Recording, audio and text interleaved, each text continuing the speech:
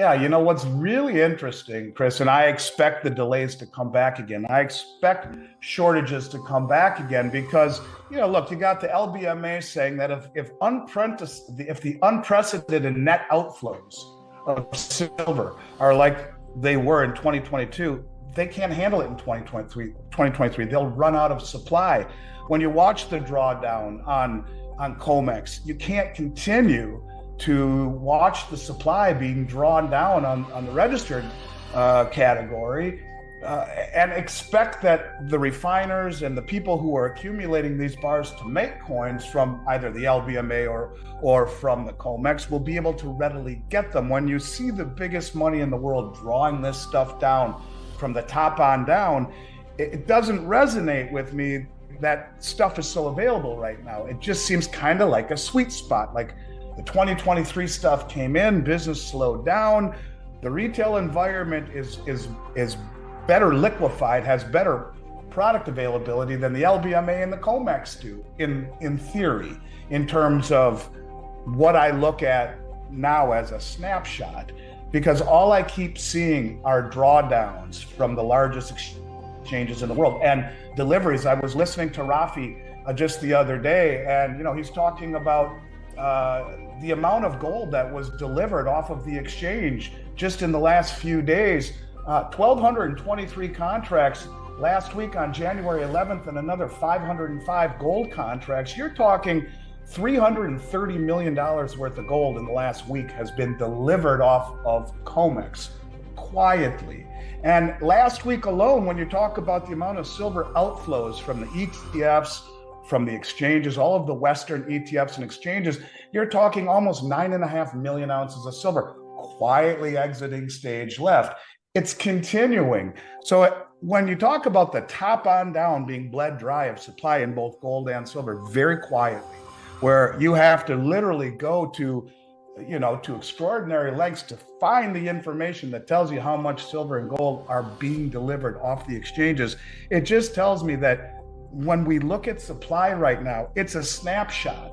And if I had to guess, it goes back to what we've seen the last 2 or 3 years, because where else does it come from if the major epicenter of supply is being drawn down? At what point, not only that, but the geologic supply is being drawn down with the 7-to-1 ratio priced at 80-to-1. And every macro perspective you look at it, the way that you look at it from a macro perspective right now doesn't make sense. Lowering premiums and immediate availability, yet everything from the above us, it's the opposite of that. It's being drawn down, it's disappearing.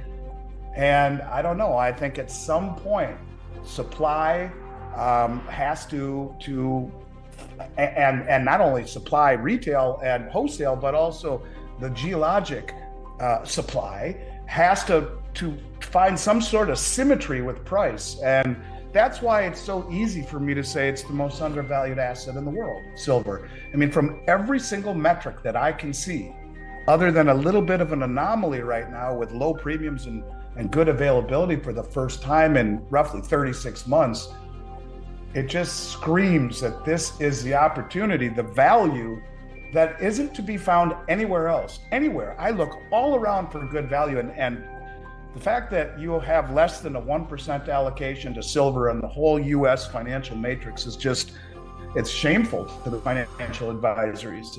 And here you are pounding the table for the last several years in a market that has been ignored by the mainstream, yet the really sophisticated money is taking it hand over fist. And a country like India takes 300 million ounces last year in deliveries. That's about how much is backing the entire COMEX universe, of which the majority of that amount is not for sale. 1/10 of it is for sale right now. The other 90% in the eligible category are in strong hands. And who knows how much, if any, of that is really available to be sold, if indeed there's enough demand. Yeah, that's certainly, in my opinion, one of the things to keep an eye on this year, and we'll see what happens with India, and again also with the registered stockpile on the COMEX and LBMA as well, where at least in December it looks like their LBMA stockpile stayed about flat. So we'll see if that decline picks up there again going forward. Last one I wanted to ask you though was back to the gold side. Are you surprised that we see $1,915, $1,920 gold while the Fed is still raising rates? I mean, it's almost, especially after what we saw last year during the hikes and gold and silver prices got clobbered in the summer. I just keep thinking about that. I know it's happened quickly and there's been a significant rally in the past couple months yet. Just curious, any thoughts you have on the $1,900+ gold while the Fed is still hiking and talking about hiking more?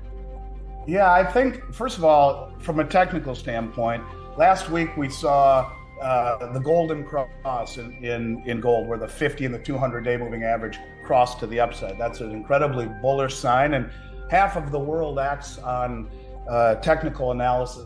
I also think that when you see the yuan strengthening against the dollar, China doesn't care about rising rates here. They don't care about, especially in the face of a yuan strengthening against the dollar. They just want the gold, and they don't care. They just give me the damn gold. I don't care.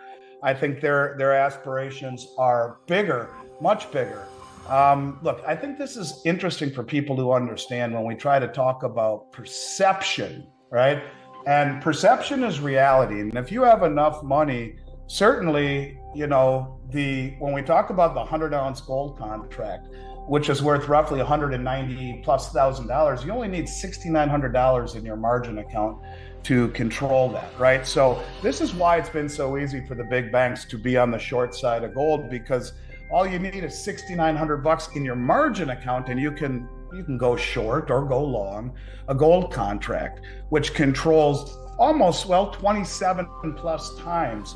And so we've seen major distortions. But in a world where the demand is such that 400 tons get delivered in one quarter outside the COMEX and the LBMA, I think there are a lot of banks that are realizing, the big commercial banks, that being on the short side of this is very, very, very dangerous. And I think what it is basically saying is, look, when you see one whale take possession of 1,223 contracts worth $229 million in one day, that should tell you that the biggest money in the world is, they don't care what is happening with rates or on the periphery.